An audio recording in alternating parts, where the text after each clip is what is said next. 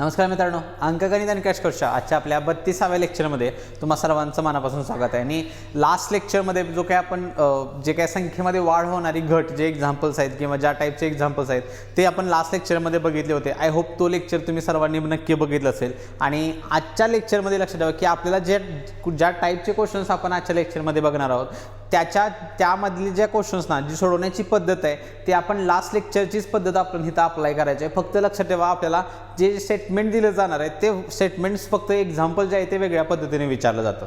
आणि आजच्या लेक्चरमध्ये आपण बघायचं काय तर पगार, खर्च आणि बचत याच्याशी संबंधित असणारे प्रश्न आपल्याला कशा पद्धतीने विचारले जातात त्याचा आढावा आपण ह्या आजच्या लेक्चरमध्ये घ्यायचा आहे, ठीक आहे। पण ज्या विद्यार्थ्यांनी लक्षात ठेवा मागचं म्हणजे लेक्चर नंबर 31 ज्या विद्यार्थ्यांनी बघितलं नसेल अजून पण त्या विद्यार्थ्यांनी ते लेक्चर जरूर बघा। कारण जर तुम्ही डायरेक्टली हे 32वे लेक्चर म्हणजे आजचं लेक्चर जर डायरेक्टली बघत असशील तर लक्षात ठेवा सोडवण्याची ज्या काही पद्धती आपण वापरणार आहे ते थोडंसं तुम्हाला समजायला कन्फ्युजन किंवा समजण्यास तुम्हाला काय अडथळा येऊ शकतो। त्यामुळे सजेस्ट करेन की तुम्ही सर्व विद्यार्थ्यांनी आधी आपलं 31वं लेक्चर जरूर बघा। कारण आपण ज्या पद्धतीचा वापर आपण इथं करणार आहे सोडवण्यासाठी त्या सर्व पद्धती आपल्या 31व्या लेक्चरच्या बाबतीमधल्याच आहे।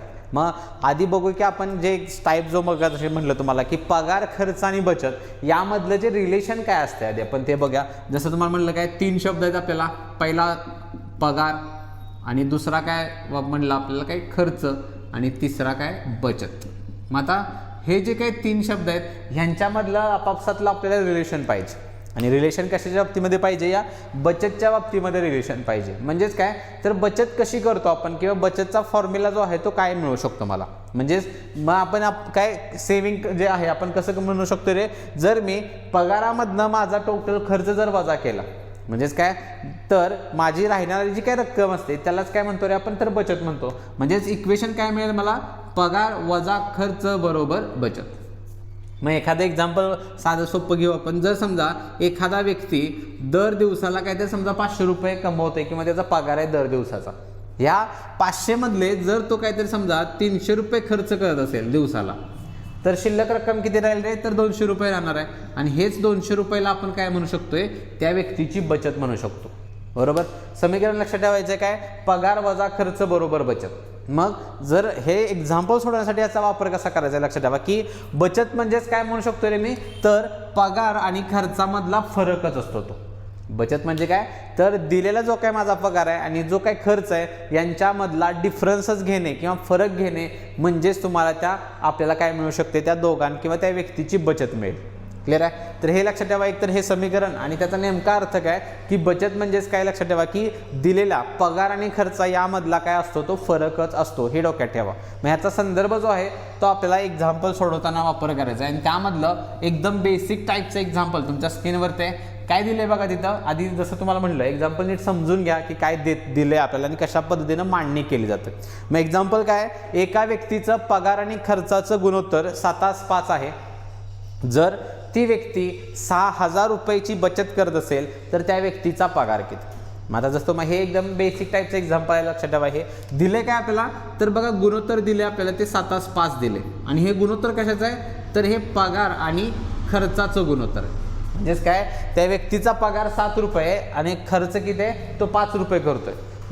मगाशी आत्ता जे आपण बघितलं जो फॉर्म्युला बघितला, बचत एक दिलेली आहे बघा। बचत किती सांगितले रे तो दर महिन्याला किंवा वर्षाला असं काहीतरी वाक्य वापरलं जातं किंवा डायरेक्टली बचत पण दिली जाते। बचत तो करतोय 6,000 रुपयांची। मगाशी जसं आपण म्हटलं म्हणजे त्या बचतचा अर्थ काय असतो रे तर पगार आणि खर्चामधला तो काय असतो रे तो डिफरन्स असतो। मग हा मला सांगा जर बचत ही 6,000 रुपये जर त्या पगार आणि खर्चामधला फरक असेल तर तुम्हाला इथला तो फरक इक्वेट करायचा असतो। म्हणजेच 7 आणि 5 मध्ये किती रे 2चा फरक आहे ना। मग हे 2 म्हणजेच काय येते रे माझी गुणोत्तरातली बचत येते। 2 रुपये म्हणजे काय आली गुणोत्तरातली बचत आहे। खरी बचत मला 6,000 रुपये सांगितलेलं आहे। म्हणजेच 2ची किंमत जर 6,000 असेल, टार्गेट जसं असतं आपल्याला एकाची शोधायचे आहे 6,000च्या निम्मा करा म्हणजेच एकाची किंमत किती असेल 3,000 रुपये। प्रश्न आहे मला त्या व्यक्तीचा पगार किती आहे रे 7 आहे। म्हणजेच ह्याच्यावरून तुम्ही दोन्ही व्हॅल्यू काढू शकता।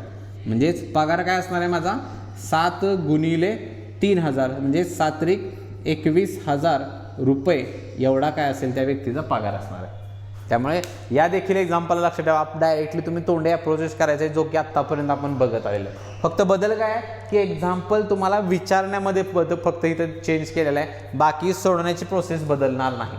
फक्त याचा जो रेफरन्स आहे आपण तो त्या फॉर्म्युलामधून घेतलेला आहे. बचतचा अर्थ काय असतो तर पगार आणि खर्चामधला फरक आहे.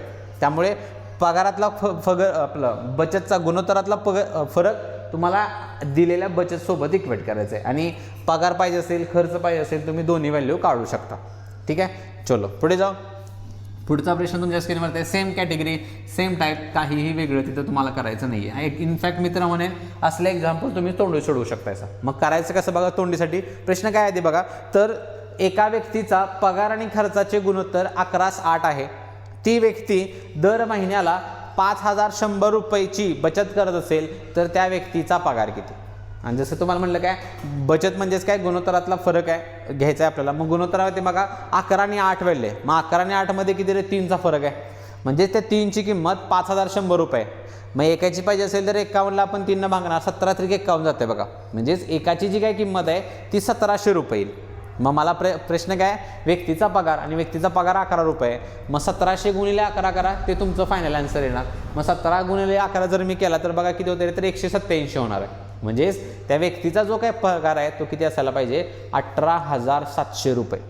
मग अपेक्षित लक्षात ठेवा प्रत्येक विद्यार्थ्यांनी जे विद्यार्थी हे लेक्चर बघतात ह्या सर्व विद्यार्थ्यांनी अपेक्षित आहे की तुम्ही हे करणं. पेनची काही गरज तुम्हाला कधीही पडणार नाही. फक्त गरज आहे ती तुमचं प्रॅक्टिस आणि तुम्ही रिव्हिजन कशा पद्धतीने करताय.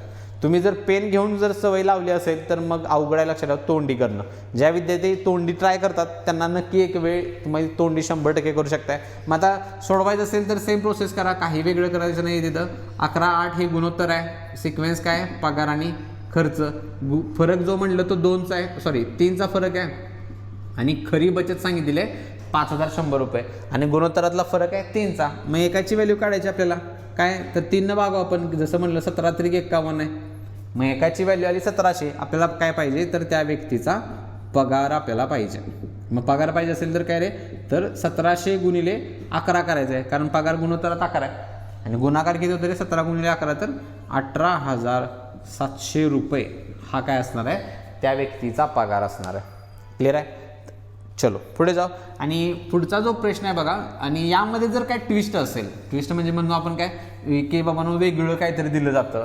तर जो प्रश्न आता तुमच्या स्क्रीनवरती आहे बघा, हा अशा सेम टाईपचा एक्झाम्पल आत्ता जी काही आपली MPSC कंबाईनची 2025ला जी काही एक्झाम झाली त्या पेपरमध्ये तुम्हाला या टाईपचा प्रश्न तिथं बघायला मिळेल. सेम कॅटेगरी, फक्त व्हॅल्यू तुम्हाला तिथं बघितल्या होत्या. मग बदल काय तर तिथं बघा वार्षिक आणि मासिक हे 2 शब्द तुम्हाला कन्फ्युजनमध्ये टाकतात. आणि जर तुम्ही त्या 2 शब्दांवरती लक्ष नाही केंद्रित केलं तर तुमचं उत्तर चुकण्याची शक्यता असते. आणि यामध्ये बदल जो आहे तो या पद्धतीनेच केला जातो, एकतर वार्षिक किंवा मासिक. आणि अशाच पद्धतीचं एक्झाम्पल MPSCच्या कंबाईनच्या एक्झाममध्ये होतो, जो की आत्ता आपला ह्या 2025 साली जो पेपर झाला तो. मग ज्या विद्यार्थ्यांचं प्रॉपर डिटेल कन्सेप्ट किंवा वाचन जे रीडिंग जे म्हणतो मी नेहमी की रीडिंग तुमचं चांगलं पाहिजे, अशा विद्यार्थ्यांचं रीडिंग ज्यांचं चांगलं होतं त्या विद्यार्थ्यांनी 100% ते एक्झाम्पल सॉल्व्ह केले. ज्यांनी तो शब्दच लक्ष नाही केंद्रित केलं अशा विद्यार्थ्यांचं मात्र ते एक्झाम्पल चुकलेलं आहे. मग हे कळतं कधी आपल्याला ॲन्सर की आल्यानंतर. मग ॲन्सर की येऊन आपल्याला जर कळत असेल तर त्याचा काय उपयोग नसतोय, मार्क आपल्याला तिथं ऑलरेडी गेलेला आहे. मग इथं बदल काय बघा की प्रश्न काय आहे ते समजून घेऊ आपण. एका व्यक्तीचा मासिक पगार आणि खर्चाचे गुणोत्तर 8:5 आहे. जर त्याची वार्षिक बचत 1,44,000 रुपये असेल तर त्या व्यक्तीचा मासिक पगार किती. आणि जसं मग असं तुम्हाला म्हटलं की मासिक आणि वार्षिकमध्ये तुम्हाला जे एक्झाम्पल आहे ते फिरवलं जातं. तर इथं बघा जी बचत तुम्हाला सांगितलेली आहे ठीक आहे ते रेट 1,44,000 आहे, पण त्याच्या मागे एक शब्द वापरला आहे वार्षिक. म्हणजेच ती बचत जी दिली आहे तुम्हाला ती वर्षाची बचत आहे. आणि जे गुणोत्तर आहे बघा तिथं गुणोत्तरामध्ये मासिक शब्द वापरलेला आहे. म्हणजेच काय गुणोत्तर 8:5 तर आहे, काही प्रॉब्लेम नाही इथं. पण हे जे आहे हे कसं आहे आपलं मासिक आहे, ते मासिक पगार आणि मासिक खर्च. मग फरक तर तुमचा पडतोय 3चा, काय हरकत नाही. मग जर एखाद्या विद्यार्थ्यानं त्या लक्षच केंद्र केलं आहे त्या बचतवरती की वार्षिक आहे तर तो डायरेक्टली काय करणार आहे 1ची किंमत डायरेक्टली टाकणार तो 1,44,000 आणि इथंच तो चुकणार लक्षात ठेवा. त्याचं कारण काय की जे गुणोत्तर आहे ते मासिक आहे आणि तुम्ही बचत कधी इक्वेट करायला लागलाय वर्षाची करायला लागलाय, असं कधीही होत नाही. जर पगार मासिकचा असेल किंवा गुणोत्तर मासिकचा असेल तर लक्षात ठेवा बचत पण मासिकच पाहिजे.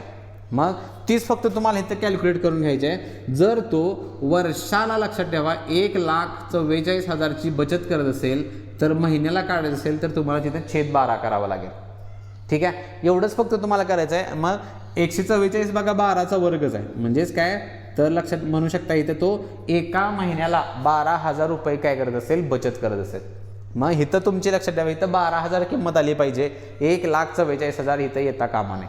त्याचं कारण काय की जी बचत आहे ती वार्षिक आहे. मग महिन्याची काढून घेतली आपण, मग एकाची शोधा 3 चोक 12 जाईल, म्हणजेच तो दर महिन्याला म्हणू शकतो सॉरी एकाची किंमत जी आहे ती तुमची 4,000 रुपये येईल.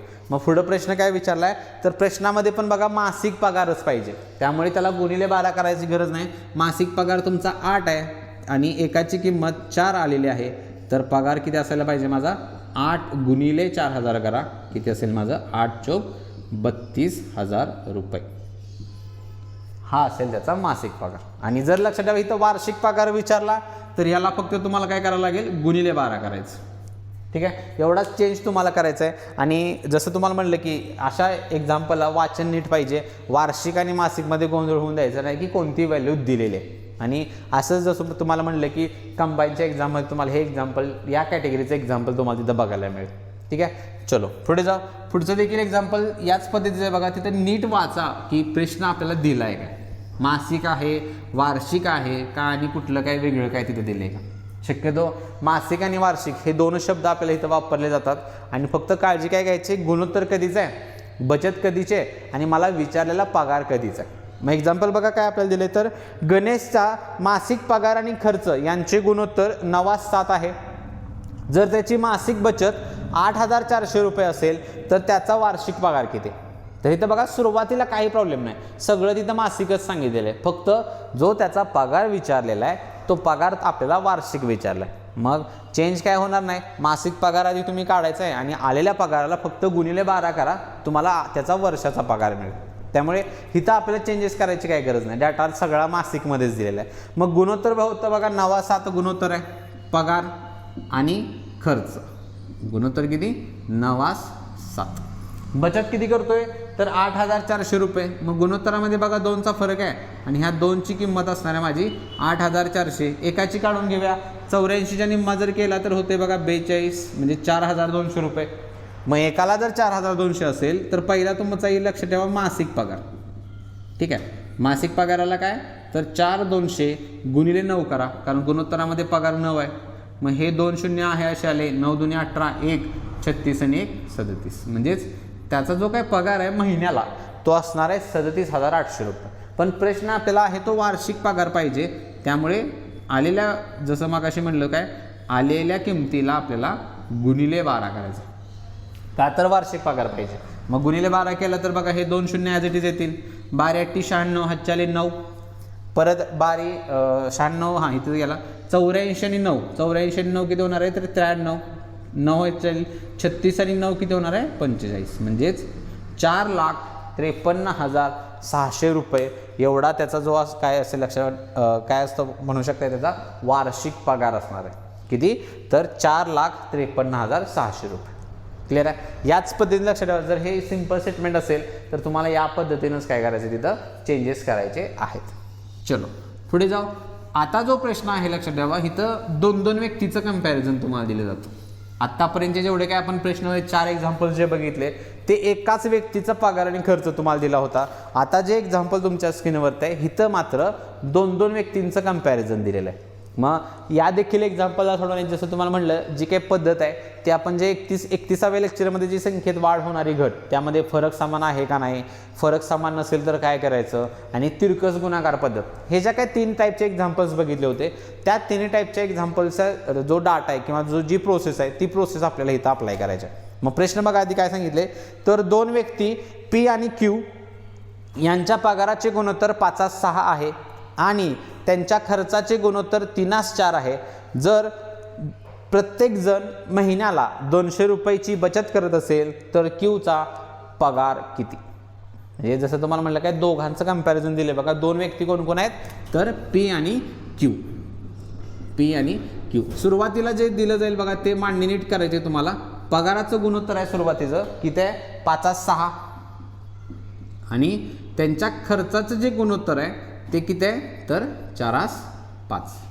मग मांडणी नीट झाली पाहिजे लक्षात ठेवा, कारण ह्याच्यामध्ये कसं असतं लक्षात ठेवा, ज्यावेळी 2 व्यक्ती असतात त्यावेळी प्रश्न कुठलाही विचारला जातो. कधी कधी खर्च विचारतात, कधी पगार विचारतात.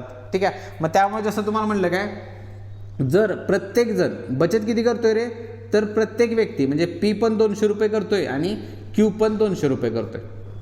मग तुम्हाला समजून काय घ्यायचं आहे इथं, जसं आपण पहिल्यांदा जे म्हणलं बचतचा अर्थ काय असतोय तर पगार आणि खर्चामधला डिफरन्स आहे तो. मग मला सांगा, जर दोघं 200 रुपये बचत करत असेल तर आपण काय म्हणू शकतो रे, तर त्यांच्या पगारामधला जो काय डिफरन्स आहे, पगार आणि खर्चामधला फरक पण समान आहे, कारण बचत म्हणजे तेच असते ना, पगार आणि खर्चामधला फरक आहे. मग मला सांगा, हा जर फरक समान असेल तर हा गुणोत्तरातला फरक पण समान राहिला पाहिजे, जे की आपण मागच्या लेक्चरमध्ये बघितलं होतं. जर फरक समान आहे का नाही चेक करा. 5चं 4 झाले, 6चं 5 झाले, फरक समान आहे. मग गुणोत्तरामध्ये बघा कितीचा फरक पडलाय रे, 1चा फरक पडलाय. आणि 1 म्हणजेच ती गुणोत्तरातली बचत आहे. खरी बचत किती आहे तर 200 रुपये सांगितली होती. झालं, मग एकाला 200 आला. मग आपलं टार्गेट हेच असतं की एकाची किंमत शोधायची. मग प्रश्न काय मला विचारला इथं, तर क्यूचा पगार किती. मग क्यूचा पगार बघू शकता इथं 6 रुपये आहे. मग एकाला जर 200 असेल तर फायनल आन्सर काय लिहू शकताय, क्यूचा पगार बरोबर काय आलेल्या व्हॅल्यूला फक्त 6ने गुणा, मग 6 दुनी 12, 1200 रुपये हा काय असणार आहे क्यूचा पगार असेल. पीचा पण लागलीच काढू शकता, एकाला 200 आहे तर 5चा आहे, तर 5 दुनी 100 सॉरी 5 दुनी 10 म्हणजेच किती रुपये होईल रे, तर 1000 रुपये होईल. खर्च पाहिजे असतील तर 4 आणि 5ची व्हॅल्यू काढायची. या पद्धतीने लक्ष ठेवा, तुम्हाला काय करायचे आहेत, व्हॅल्यू कोणत्याही विचारल्या जातात. फक्त महत्त्वाचं हे समजून घ्या आधी की बचतचा अर्थ काय असतो आणि आपण प्रोसेस काय अप्लाय करायचे. बचत म्हणजेच काय तर पगार आणि खर्चामधला फरक आहे. मग जर बचत समान असेल दोघांमधची तर त्या गुणोत्तरातला फरक देखील समान राहिला पाहिजे. मग ते चेक करा, फरक समान आहे का. 5चं 4, 6चं 5, फरक समान होता. फरक समान असेल तर आपण जसं 31व्या लेक्चरमध्ये संख्येमध्ये ज्या पद्धतीने ची प्रोसेस अप्लाय केली होती, सेम कॅटेगरीची प्रोसेस तुम्हाला इथं अप्लाय करायची आहे. फक्त शब्द बदलतील, पगार खर्च, त्याच्याऐवजी आपण मागच्या लेक्चरमध्ये काय संख्या शब्द वापरत होतो, संख्येत वाढ केली घट केली. इथं फक्त काय पगार खर्च आणि बचत या पद्धतीमध्ये आपल्याला एक्झाम्पल सेट केलं जातं. ठीक आहे, चलो पुढे जाऊ. पुढचा पण प्रश्न बघा याच पद्धतीचा आहे, याच कॅटेगरीवरचा आहे, फरक समान असण्याच्या बाबतीमधला. टोटल आपण 3 टाईपचे एक्झाम्पल्स बघितले होते मागच्या लेक्चरमध्ये. त्या पद्धतीचं इथं देखील आपल्याला 3 टाईपचे प्रश्न विचारले जातात. मग प्रश्न बघा इथं काय आपल्याला, तर ए आणि बी यांच्या मासिक पगाराचे गुणोत्तर 3/4 आहे, तसेच त्यांच्या खर्चाचे गुणोत्तर 2/3 आहे. प्रत्येक जण 4000 रुपयांची बचत करत असेल तर बीचा पगार किती. आता सेम व्हिडिओ पॉज करा आधी तुम्ही. बचत समान आहे याचा अर्थ लक्षात ठेवा की गुणोत्तरातला फरक पण समान पाहिजे. मग तो फरक समान आहे का ते चेक करायचं.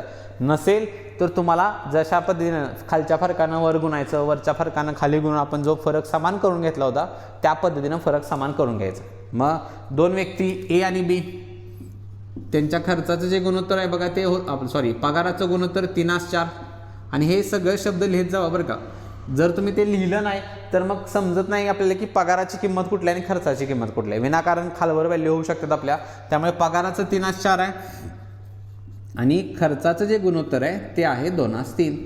मग बचत तर समान सांगितले, बचत किती करतात तरी दोघं जण 4000 रुपयाची. बचत समान आहे तर फरक चेक करा. 3, 2, 1चा फरक आहे, 4, 3, 1चा फरक आहे. फरक समान मिळतोय मला. कितीचा फरक आहे, 1चा फरक आहे गुणोत्तरात. आणि खरी बचत किती केली आहे त्यांनी, 4000 रुपयाची केली. मग एकाला जर 4000 रुपये असेल तर प्रश्न काय आपल्याला, तर बीचा पगार किती. मग बीचा पगार किती आहे रे, 4 आहे. त्यामुळे एकाला 4 असेल तर बीचा पगार बरोबर बी किती आहे, 4 आहे. मग 4000 गुणिले 4 किती जाईल फायनली बघा, तर 40 16,000 रुपये हे आपलं काय असणार आहे फायनल आन्सर असेल. ठीक आहे, तरी बघा किती एकदम सोप्या पद्धतीने एक्झाम्पल तुम्ही सॉल्व्ह करू शकताय. पण जर तुम्ही ही पद्धत अप्लाय करत नसाल तर ह्या एक्झाम्पल लक्षात द्यावा, एकचल समीकरणानं सॉल्व्ह केलं जातं. म्हणजेच काय, एक डेमो फक्त घेऊ आपण. त्यांचा पगार बघा या पद्धतीने मांडला जातो, 3x आणि एचा आणि बीचा पगार किती 4x. ठीक आहे, आणि खर्च त्यांचे एचा खर्च 2y मांडला जातो आणि बीचा 3y मांडला जातो. दोघांची बचत समान आहे याचा अर्थ काय नाही तर फरकामध्ये टाकलं जातं ते, म्हणजेच काय इक्वेशन बघा अशा पद्धतीने तयार केलं जातं ते 3x वजा 2y बरोबर 4000. तसंच बीच्या बाबतीमध्ये 3x वजा 3y बरोबर 4000. आणि हे दोन समीकरणं तुम्हाला सोडवावी लागतात. म्हणजे हे कशात जातोय आपण एक्चुअल समीकरणांची उकल काढणे. मग त्यामध्ये एक अक्षर कॅन्सल करायचं, वाय कॅन्सल करायचं, त्यांचा अधिक सहगुणक समान करून घ्यायचा आणि मग ते वजाबाकी वगैरे वगैरे होते. मग असली पद्धत अप्लाय करायची का ही स्मार्ट पद्धत अप्लाय करायची हे तुम्ही स्वतः ठरवायचं आहे. किंवा जे विद्यार्थी असलं करत असतील तर लक्षात ठेवा त्यांनी अपग्रेड होणं फार गरजेचं आहे. आणि जे विद्यार्थी आपल्या ह्या क्रॅश कोर्सला पहिल्यापासून जॉईन झाले आहेत अशा विद्यार्थ्यांना असला कुठलाही प्रॉब्लेम येणार नाही ह्याची गॅरंटी मला आहे. कारण आपण असल्या पद्धती कधी कुठेही वापरलेल्या आहेत आणि इथून पुढे देखील आपण असल्या पद्धतीचा वापर करणार पण नाही आहे. शक्य होईल तेवढा आपण ॲडव्हान्स पद्धतीचा वापर करायचा आहे. आणि जसं तुम्हाला म्हणलं असले एक्झाम्पल्स तोंडी सॉल्व्ह होतात. जसं मगाशी आपण काही एक्झाम्पल अप्लाय करत होतो त्यामुळे तुम्ही देखील अशा पद्धतीने एक्झाम्पल्स जे आहे ते सॉल्व्ह करण्याचा प्रयत्न करायचा आहे. ठीक आहे, चलो पुढे जाऊ. पुढचा देखील प्रश्न बघा बचत समान असण्यावरचाच आहे. त्यासाठी व्हिडिओ पॉज करायचा आहे आणि तोंडी उत्तर काय सोडवण्याचा प्रयत्न करा. कारण बचत समान असेल तर शक्यतो फरक समान आहे का नाही एवढं चेक करायचं आपल्याला. तर बघा प्रश्न काय आहे, अजित आणि अतुल यांच्या पगाराचे गुणोत्तर 7:9 आहे. तसेच त्यांच्या खर्चाचे गुणोत्तर 5:7 आहे. प्रत्येकजण 10,000 रुपयांची बचत करत असेल तर अजितचा खर्च किती. तर इथं बघा आपल्याला खर्चाची व्हॅल्यू विचारलेली आता म्हणजे पुढं सेम राहणार आहे. मांडणी करून घ्या आधी. पहिला जो आहे तो अजितच्या बाबतीमध्ये डाटा दिला आहे आणि दुसरा जो आहे तो अतुल आहे. आणि सुरुवातीचं जे गुणोत्तर आहे बघा ते 7:9 आहे. 7:9 कशाचं गुणोत्तर आहे, हे त्यांच्या पगाराचं गुणोत्तर आहे.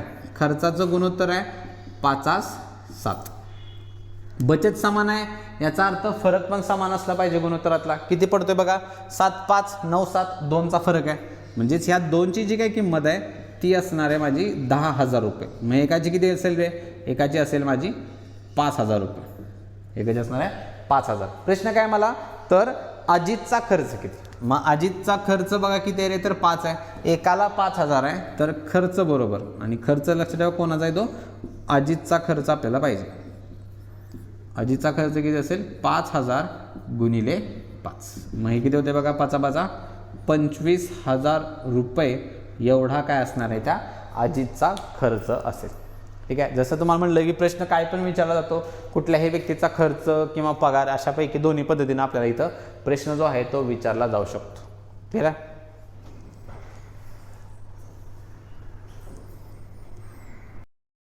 येस, चलो तर पुढचा प्रश्न तुमच्या स्क्रीनवरती आहे बघा. तर आत्तापर्यंत जे काय आपण प्रश्न बघितले तर तिथे आपल्याला डायरेक्टली फरक जो आहे तो समान दिला होता.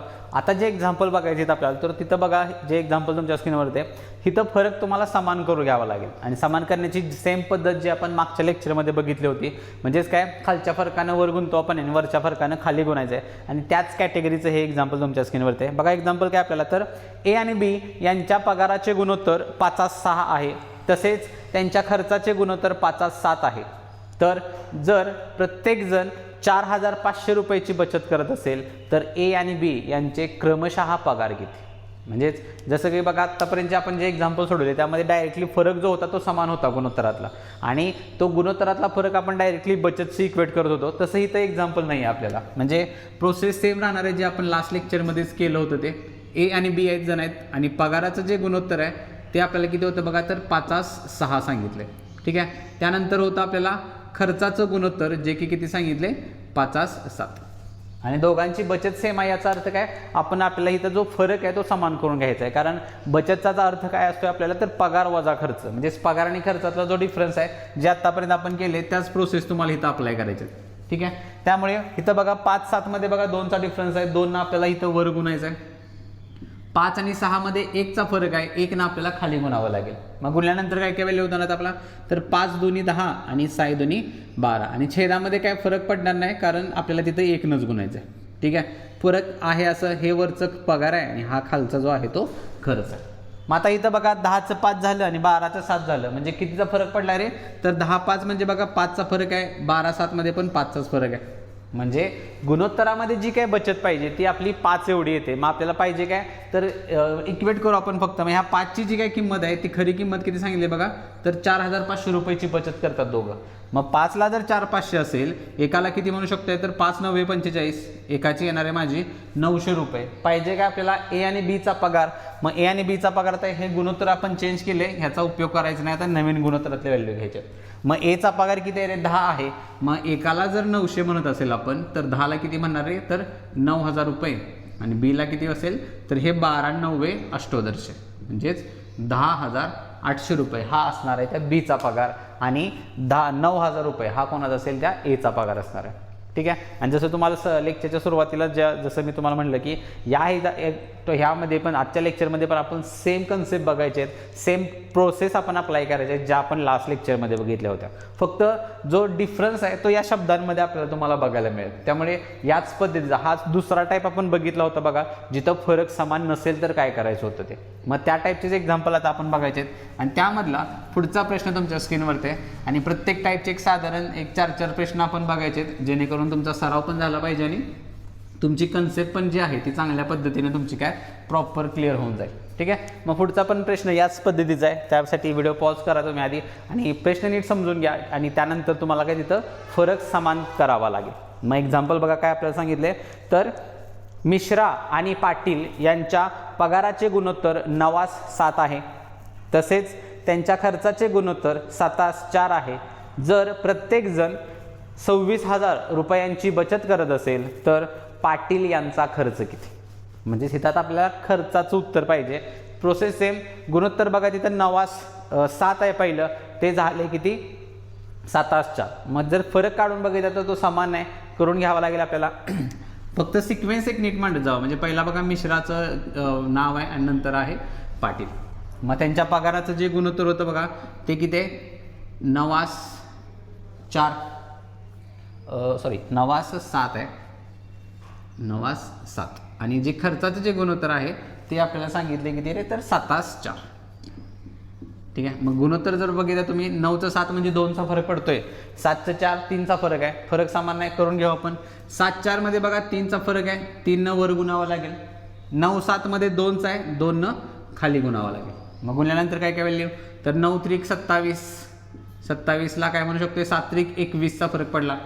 गुणोत्तर इथं 7 दोन्ही 14 आणि इथं होणार आहे 4 दोन्ही 8. म्हणजेच हा असेल पहिला पगार आणि हा खर्च. आपण चेंज केला आहे त्यामुळे या व्हॅल्यू आता आपल्याला पुढं वापरायच्या नाहीत. मग पुढं आता बघा फरक कितीचा पडला आहे, 27चा 14 झाला, याचा अर्थ 13चा फरक पडला आहे. 21चं 8 सेम 13चा आहे, म्हणजे फरक समान झाला माझा. गुणोत्तरामध्ये 13चा फरक पडला आहे, आणि खरा फरक जी बचत आहे ती मला सांगितलेली 26,000 रुपये. मग इक्वेट करू. 13ची जर व्हॅल्यू 26,000 असेल, एकाची किती मिळेल तर 13 दुनी 26,000, एकाची आणि 2. प्रश्न काय आपल्याला तर पाटील यांचा खर्च किती. मग पाटील यांच्या बघा राईट साईडच्या व्हॅल्यू आहेत, आणि पाटलांचा खर्च किती रे 8 आहे.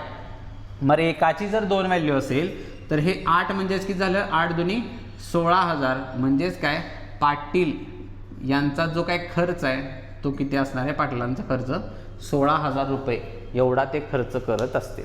ठीक आहे. आणि अकॉर्डिंगली जर तुम्हाला पगार विचारले तर मिश्रा यांचा 27ची व्हॅल्यू काढावी लागेल तुम्हाला, आणि पाटलांचा पाहिजे असेल तर 21ची व्हॅल्यू तुम्हाला तिथं काढायची. त्यामुळे प्रोसेसमध्ये आपण काही चेंज करायचे नाही, फक्त प्रश्न तुम्हाला वेगवेगळ्या पद्धतीचे विचारले जाऊ शकतात. कधी खर्च विचारला जाईल, कधी पगार विचारला जाईल. प्रोसेस सेम आपल्याला अप्लाय करायचे. ठीक आहे. चलो पुढे जाऊ. आणि याच पद्धतीचा अजून एक प्रश्न तुमच्या स्क्रीनवरती आहे, त्यासाठी व्हिडिओ पॉज करा तुम्ही सर्वांनी, आणि उत्तर जे आहे ते तुम्ही काढण्याचा प्रयत्न करायचा आहे. आणि आत्ता लक्षात ठेवा जवळपास आपला निम्म्याहून सिलेबस किंवा 50% सिलेबस आपला ऑलरेडी झाला आहे ह्या क्रॅश कोर्समधला. तुम्ही आता सर्वांनी एक काम करायचं आहे, कुठलेही एक्झाम्पल सोडवत असताना की तुमचं काम जे आहे ते आता परफेक्शनवरती तुम्हाला काम करायचं आहे. म्हणजेच काय, ज्यावेळी एखादा क्वेश्चन स्क्रीनवरती येतोय तुम्ही ट्राय करायचं आहे की तुमचं जे आन्सर आहे ते तुम्हाला त्याचं फायनल आन्सर पण तुम्ही स्वतः घ्यायला पाहिजे. म्हणजेच त्यामध्ये कुठल्याही विद्यार्थ्याचा तुम्हाला काय करायचं आहे तिथं मदत घ्यायची नाही. आणि दुसरं म्हणजे जे काही कॅल्क्युलेशन करायचं आपल्याला ते तुम्हाला स्वतःवर करावं लागेल. आणि हे परफेक्शनचं जे काम आहे ते तुम्हाला आत्तापासूनच चालू करायचं आहे, जेणेकरून जे आपलं नेहमी टार्गेट असते माझं काय की तुमचं जे सिलेक्शन आहे ते विदिन 1 ते 2 वर्षात 100% झालंच पाहिजे. 1 वर्षच लक्षात ठेवायचे टार्गेट असलं पाहिजे. मग तुम्ही पोलीस भरती करत असाल किंवा स्टाफ सिलेक्शनची GD देत असाल, 1 वर्षात हे तुमची भरती 100% होते. फक्त तुमचं जे अप्रोच आहे, जो गायडन्स आहे, जे मार्गदर्शन आहे ते तुम्हाला चांगल्या पद्धतीनं तुम्ही स्वतः ते जे आहे ते तुम्हाला मिळणं फार गरजेचं आहे. त्यासाठी परफेक्शनवरती काम करा. एक्झाम्पल आल्यानंतर स्वतः फायनल आन्सरपर्यंत जाण्याचा प्रयत्न करा. ठीक आहे. मग आता बघा एक्झाम्पल काय आपल्याला, तर विश्वजित आणि आदित्य यांच्या पगाराचे गुणोत्तर 11:13 आहे. तसेच त्यांच्या खर्चाचे गुणोत्तर 4:5 आहे. जर प्रत्येकाची वार्षिक बचत 1,80,000 रुपये असेल तर विश्वजितचा वार्षिक पगार किती. तर आता इथं बघा जो डाटा दिलाय, जसं तुम्हाला म्हणलं की यामध्ये काही ना काहीतरी वेगळ्या पद्धतीची माहिती दिली जाते. ती माहिती फक्त आणि फक्त काय रे, तर तो वार्षिकमध्ये तुम्हाला बचत आणि पगार जो आहे तो विचारलेला आहे. आणि जसं आपल्याला जे एक्झाम्पलमध्ये जे सांगितलंय तिथं लक्षात ठेवा, कुठलाही वार्षिक किंवा मासिक शब्द तिथं वापरलेला नाही आहे. याचाच अर्थ काय, जे दिलेलं जे गुणोत्तर आपल्याला जे कन्सिडर करायचं आहे, जर तुम्ही ॲज इट इज व्हॅल्यू घेतल्या तरी चालतील, काय प्रॉब्लेम नाही. डायरेक्टली तुम्हाला जे व्हॅल्यू मिळणार आहेत त्या काय असणार आहेत, ते वर्षाच्याच मिळतील. म्हणजेच काय, गुणोत्तर लिहू आपण. पहिला कोण कोण आहे बघा, विश्वजित आणि त्यानंतर आदित्य.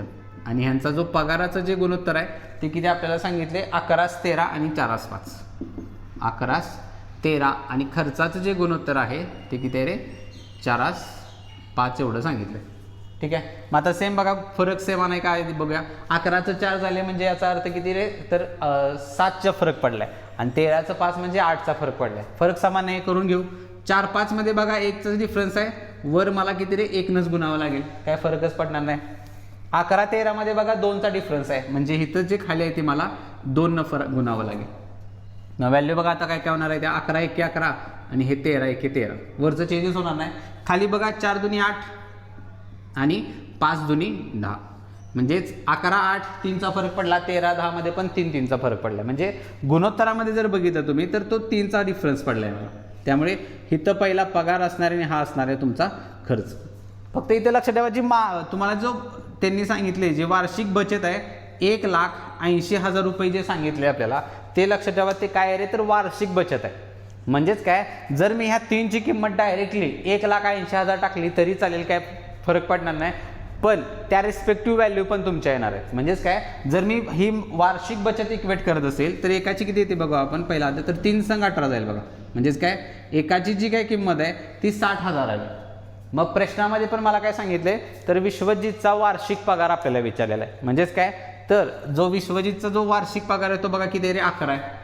ठीक आहे, गुणोत्तरामध्ये. मग एकाची व्हॅल्यू जर 60,000 रुपये असेल तर डायरेक्टली विश्वजितचा जो काय पगार आहे त्यासाठी काय करणार आहे आपल्याला, 6ची व्हॅल्यू म्हणजे 11 × 66 जाईल. ते 11 × 66 आणि त्याच्यावरती ते पुढचे जे आहे ते म्हणजे 6,60,000 रुपये एवढा त्याचा काय असणार आहे, वार्षिक पगार असणार आहे.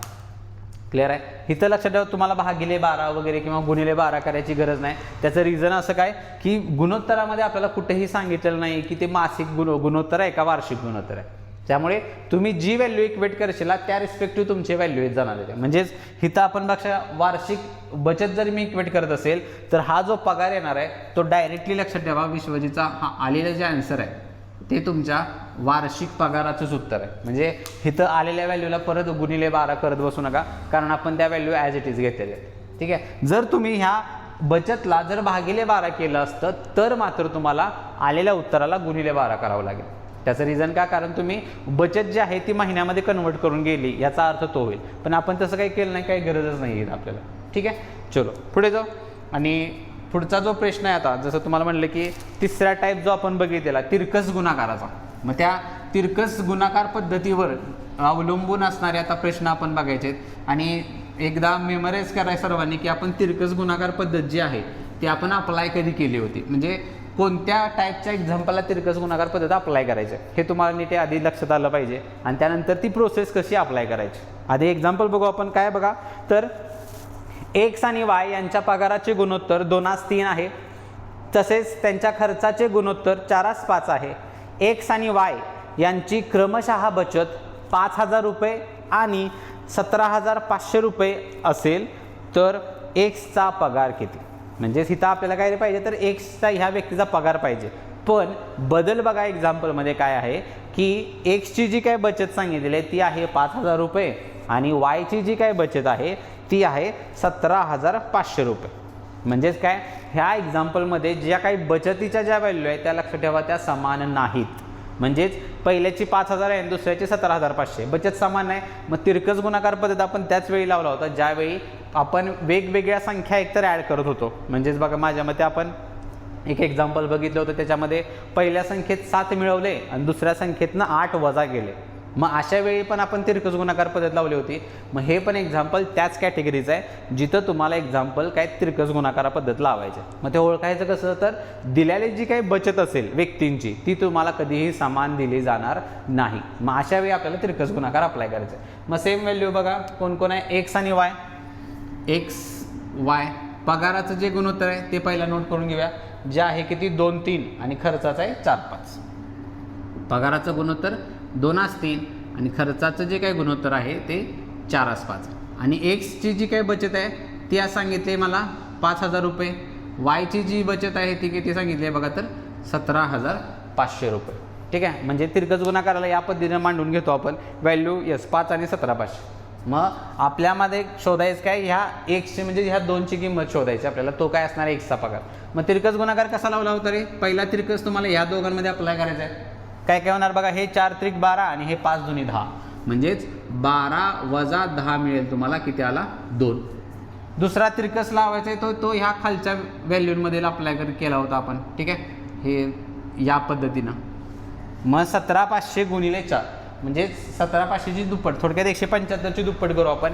175ची दुप्पट केली बघा तर ती जाते बघा 300. 300ची परत दुप्पट करा 600 होणार आहे. म्हणजेच काय, तर ह्या जो गुणाकार आहे 17 टोटल 17 चौक 68 आणि हे वरचं 5 चौक 20. मग 68 म्हणजे तो ठेवत किती झाले ते, तर 70,000 झाले. ठीक आहे, म्हणजे 350ची दुप्पट बनवू शकताय. 175ची 350 आणि 350ची परत दुप्पट केली तर ती येणार आहे 700, म्हणजे 70,000 झालं. आणि हे 5 5 25, 70,000 वजा 25,000. मग 70,000 मधनं 25,000 गेले, किती राहतील रे, 25ला 5 द्या 30 झालं आणि वरचं ते 40, म्हणजेच राहिलं माझं इथे किती 45,000. मग ह्या दोन व्हॅल्यू इक्वेट करायच्या आहेत. म्हणजेच काय, थोडक्यात इथं मला 2ची जी काही किंमत आहे ती किती मिळाली रे, तर 45,000 रुपये मिळाली. 2ची किंमत 45,000 रुपये. एकाची 45च्या निम्म करा, 45च्या निम्म किती असते रे, 22.5 असते. म्हणजेच किती, एकाची जी काही व्हॅल्यू आहे ती किती असणार आहे रे, 22,500 एकाची आली. प्रश्न काय मला, तर एक्सचा पगार किती. मग इथं बघू शकताय एक्सचा जो काय पगार आहे तो 2 आहे. मग एकाला 22,500 असेल तर फायनल आन्सरसाठी काय करू शकतो मी, एक्सचा पगार बरोबर ह्या 22,500ची दुप्पट करा. 22,500ची दुप्पट म्हणजेच किती असणार आहे रे, तर 45,000 रुपये. आणि हाच का आपलं काय असणार आहे त्या एक्सच्या पगाराचं फायनल आन्सर असेल. क्लिअर आहे. सेम इथं पण तुम्हाला कुठलंही एक्स आणि वाय किंवा ते जे मागाशी आपण बघितलं की एक्सेल समीकरण तयार करावं लागतं, असलं काही करत बसायचं नाही. तुम्हाला लक्षात ठेवा तुमच्या पद्धतीमध्ये ॲडव्हान्स पद्धतीचा वापर समाविष्ट केला पाहिजे. आणि जसं मी नेहमी म्हणतोय, आधी पण तुम्हाला सांगितलं असेल, अजूनही तुम्ही जर अशा टाईपच्या एक्झाम्पलला जे आपण मागाशी बघितलेलं 2x परत 3x हा पगार मानणार, परत 4y आणि 5y हे त्यांचे काय म्हणणार आपण बचत खर्च मानणार, आणि ह्यात न वजा बाकी करून 5,000 वगैरे टाकून असं जर तुम्ही अजून देखील करत असेल लक्षात ठेवा. तर जसं मी मगाशी म्हटलं किंवा कॅल्क्युलेशनच्या बाबतीत जे म्हणतो ते ॲडव्हान्स पद्धतीनं पण लागू असते. तुम्ही जर असल्या अजून ट्रॅडिशनल पद्धती वापरत असतील तर लक्षात ठेवा तुम्ही तो जो काय आपल्या जे स्पर्धा जी चालू आहे सध्या, मग ते कुठल्याही एक्झाम द्या तुम्ही, MPSC द्या, बँकिंग असेल, आपल्या पोलीस भरती द्या, याचा जे काही आपल्या स्पर्धा परीक्षेत जे काही कॉम्पिटिशन जे आहे ते लक्षात द्या, कॉम्पिटिशनचा तुम्ही अजून त्या हिस्साच नाही. त्यामुळे तुम्ही या पद्धती लवकरात लवकर शिकल्या पाहिजेत आणि तुमच्या जे काही तुम्ही अभ्यास करता, जे डेली एक्झाम्पल सोडवता, अशा पद्धतीमध्ये या पद्धतींचा वापर करणं फार गरजेचं आहे. ठीक आहे, त्यामुळे आधी ओळखायला शिका की तिरकस गुणाकार लावायची कधी या टाईपमध्ये, कधी अप्लाय करायचं आहे ज्यावेळी 2 व्यक्तींची जी काही बचतीची जी काही रक्कम आहे ती तुम्हाला समान मिळणार नाही, आणि मग अशा वेळी आपल्याला तिरकस गुणाकार अप्लाय करायचा. ठीक आहे, चलो पुढे जाऊ. पुढचं देखील एक्झाम्पल बघा, याच पद्धतीवरचं आहे तिरकलं. ठीक आहे, आणि लास्ट एक्झाम्पल तुमच्या स्क्रीनवरती आहे बघा. काय एक्झाम्पल, तर पवन आणि अमन यांच्या पगाराचे गुणोत्तर 4:3 आहे, तसेच त्यांच्या खर्चाचे गुणोत्तर 3:2 आहे. ते दर महिन्याला 4,000 आणि 6,000 रुपये बचत करत असतील तर त्यांच्या पगारांची बेरीज किती. म्हणजेच इथं आता काय मासिक, तिथं बघा महिन्याचा जरी शब्द विचारला असला तरी आपल्याला प्रश्नामध्ये वार्षिक मासिक असं काहीही विचारलं नाही आहे, फक्त आपल्याला काय पाहिजे, त्यांच्या पगारांची बेरीज, दोघांच्या पगाराची बेरीज पाहिजे. ठीक आहे, मग सेम प्रोसेस आपल्याला करायची आहे. पवन आणि अमन, पवन अमन पगाराचं जे गुणोत्तर होतं बघा ते किती आहे, तर 4:3 आणि खर्चाचं जे काय गुणोत्तर आहे ते आहे 3:2. तर इथं बघा आता फरक समान आहे, म्हणजे 4:3 आणि 3:2 एकचा फरक आहे. म्हणजे एकाची किंमत तुम्ही जे बचत दिले ते इक्वेट करायचे नाही, चुकून काही गडबडीमध्ये तुम्ही तसं करू शकताय. त्याचं रिझन काय की बघा दोघांची जी काही बचतची व्हॅल्यू आहे ती बचत समान नाही आहे. म्हणजेच ज्यावेळी बचत समान नसेल तर लक्षात ठेवा फरक जरी समान असला तरी आपल्याला काहीही फरक पडणार नाही आहे. आपल्याला आहे सेम प्रोसेस तिरकस गुणाकारच अप्लाय करायचं आहे. मग आणि काय काय सांगितलं बघा, तर 4 आणि 6,000 रुपये बचत आहे. म्हणजे पवन जो आहे तो 4,000 रुपयाची बचत करतोय आणि अमन जो आहे तो 6,000ची करतोय. सेम तिरकस लावा, 4 दुनी 8, 3 त्रिक 9, म्हणजे 9तनं 8 गेले, 1 राहिला. पुढचा तिरकस 6 त्रिक 18,000 आणि हे 4,000, म्हणजेच त्या 18,000 मधनं हे 4 दुनी 8,000 गेले, किती राहते रे, तर 10,000 रुपये रे. म्हणजेच काय इथं जी आहे मला एकाची जी काही किंमत आहे ती किती मिळाली, तर 8,000 रुपये मिळाली. मग प्रश्न काय मला, तर त्यांच्या दोघांच्या पगारांची बेरीज. मग आता इथं जो पगार आहे ते ॲज इट इज व्हॅल्यू घेऊ शकतो मी. मग डायरेक्टली पगाराची बेरीज पाहिजे तर पगार काढून बेरीज करू नका, तर डायरेक्टली काय टाकू आपण, तर पगारांची जर बेरीज पाहिजे असेल तर गुणोत्तराची बेरीज करा तिथली, जी की किती सांगितले रे, तर 4 आणि 3 7ची बेरीज मिळते मला. बेरीज किती आहे, 7 आहे गुणोत्तरात. मग 7ची किंमत शोधा. एकाला जर 8 असेल तर 7ला किती असेल ते, तर 7×8 करावी लागेल आपल्याला. 7×8 56,000 रुपये हे आपल्याला काय असणार आहे, फायनल आन्सर असेल. क्लिअर आहे. तर अशा पद्धतीने लक्षात ठेवा, ज्या टाईपचे पगार आणि पगार खर्च बचतचे जे एक्झाम्पल आहेत ते तुम्हाला अशा पद्धतीने एक्झाम्समध्ये विचारले जातात. आणि जे काही आपण सुरुवातीला जे 2-3 लेक्चर बघितले होते बघा, त्यामधलं तर जी रिसेंटली जे काही आपली कंबाईनची एक्झाम झाली होती त्या कंबाईनच्या एक्झाममध्ये तुम्हाला ॲज इट इज प्रश्न तुम्हाला त्या पेपरमध्ये बघायला मिळेल. त्यामुळे महत्त्वाचा टाईप आहे, तुम्हाला पोलीस भरतीमध्ये देखील या टाईपचे प्रश्न हमखास विचारले जातात. फक्त महत्त्वाचं काय की तुम्हाला याच पद्धतींचा वापर करायचा आहे, जे की आपण मागच्या लेक्चरपासून शॉर्टकट्स मेथड अप्लाय करत आलेलो आहोत. ठीक आहे. आणि आजचा सेशन आवडला असेल, क्वेश्चन्सची लेवल तुम्हाला आवडली असेल, सोडवण्याच्या पद्धती आवडल्या असतील तर सेशनला लाईक नक्की करा. आणि लेक्चर कसं वाटलं याबाबतीत कमेंट बॉक्समध्ये तुम्ही सर्वांनी कमेंट नक्की करा. आणि तुमचे जे काही विद्यार्थी मित्र आहेत ज्यांना खास करून अशा पद्धतीच्या एक्झामच्या तयारी करण्यासाठी या टाईपच्या प्रश्नांची, या टाईपच्या किंवा अशा पद्धतींची फार गरज आहे, किंवा जे विद्यार्थी ट्रॅडिशनल मेथडनं अजून देखील जर कुठलेही एक्झाम्पल सॉल्व्ह करत असतील अशा सर्व विद्यार्थ्यांना सेशनची लिंक नक्की शेअर करा, जेणेकरून त्यांना देखील काही जे एक ॲडव्हान्स पद्धती ज्या काय आपण म्हणतो त्या देखील त्यांना तिथं शिकायला नक्की भेटते. ठीक आहे. चला तर मग आजचा सेशन आपण इथंच राऊंडअप करू. भेटू आपल्या नेक्स्ट सेशनमध्ये. Till then keep studying, be positive and thank you so much.